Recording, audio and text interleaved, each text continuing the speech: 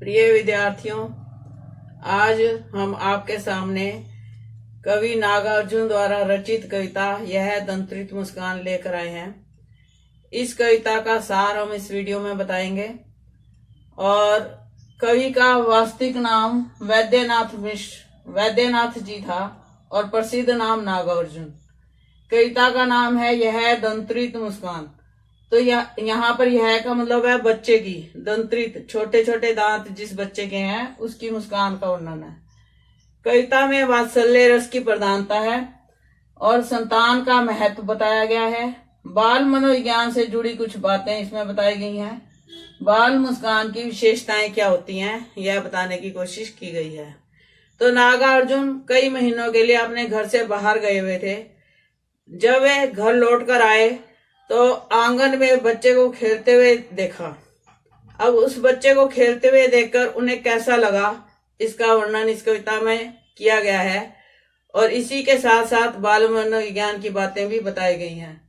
तो वह बच्चा आंगन में जब खेल रहा है तो नागार्जुन जी को ऐसे लगता है कि जैसे यह बच्चा अब से पहले किसी तालाब में कमल के रूप में विद्यमान था और अब वह उस तालाब को छोड़कर मेरी इस झोंपड़ी में खिल रहा है। अर्थात उस बच्चे को देखकर उन्हें अत्यधिक आनंद आ रहा है। बच्चे के शरीर पर धूल जमी हुई है जिसके कारण उन्हें लगता है कि वह तालाब में से निकलकर उनके घर में कमल के रूप में विद्यमान हो गया है। तो वह बच्चा अत्यधिक सुंदर लग रहा है। कवि का हृदय जो पाषाण के समान कठोर था, जिसमें वेदनाओं की अनुपस्थिति थी, उसके मन में नई नई संवेदनाएं जगने लगी। उस बच्चे के प्रति प्रेम पैदा होने लगा।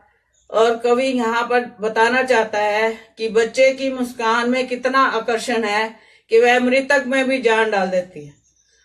मृतक में जान डाल देने का अर्थ यह है कि जो व्यक्ति निराश है, जीवन से उदास है और परेशान है, उस व्यक्ति को भी जीने के लिए प्रोत्साहित कर देती है। वास्तव में तो मरे हुए को कोई जिंदा नहीं कर सकता, परंतु यहाँ पर मरे हुए का अर्थ यह है कि जो लोग जीवन से निराश हो चुके हैं। तो बच्चे की उपस्थिति उनके जीवन को आनंदित कर देती है। इसके साथ ही कवि यह बताना चाहता है कि बच्चे जिस व्यक्ति को नहीं जानते, उस व्यक्ति को वे दूर खड़े होकर लगातार देखते हैं। यही स्थिति कवि के साथ भी हो रही है।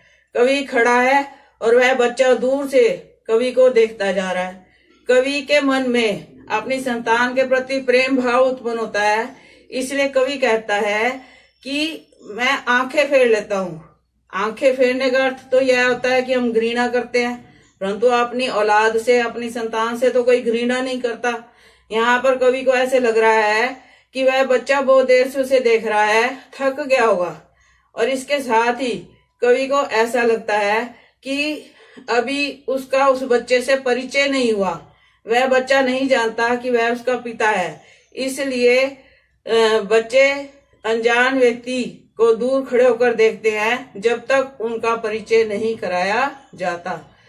कवि को ऐसा लगता है कि वह बच्चा बहुत सुंदर है, आकर्षक है। उसकी मुस्कान उसके दुखों को, कष्टों को दूर करती है। उसका जीवन जो बांस की तरह शुष्क और नीरस था और बबूल की तरह कांटेदार था, अर्थात वह जीवन के कष्टों को भूल जाता है। उसके जीवन रूपी वृक्ष पर शेफालिका के फूल खिलने लगे हैं जो सुंदर और आकर्षक है। उसे जीवन जीने में आनंद आने लगा है। और यहाँ पर उस बच्चे को देखकर उसे ऐसा लगता है कि संतान सुख से वह वंचित रह जाता यदि उसकी पत्नी उसका साथ नहीं देती। संतान की उत्पत्ति पत्नी की सहायता से हुई है और वह कहता है धन्य तुम, माँ भी तुम्हारी धन्य। तो यहाँ पर पहला धन्य उसने किसे कहा? बच्चे को। बच्चे को धन्यवाद क्यों करना चाहता है? क्योंकि उस बच्चे ने संतान सुख दिया है, संतान का महत्व बताया है। और पत्नी को धन्यवाद इसलिए देता है कि पत्नी की सहायता से संतान की उत्पत्ति हुई है और उसका जीवन आनंद से भर गया है। तो इस पूरी कविता में कवि जो है वह बताता है कि बच्चा उसी को जानता है जो उसके साथ रहता है। तो वो कहता है कि अभी उसका अपने बच्चे से परिचय नहीं हुआ, क्योंकि वह उससे नहीं मिला, माँ ने परिचय नहीं करवाया।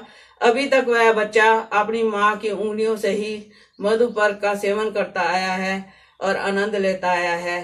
तो बच्चे के जीवन में आने से उसके जीवन में क्या परिवर्तन हुए, इसका वर्णन किया है। यहाँ सिर्फ कवि की बात नहीं है, आम लोगों के जीवन में भी संतान की उपस्थिति से क्या परिवर्तन आते हैं, उसके विषय में भी इसमें बताया गया है।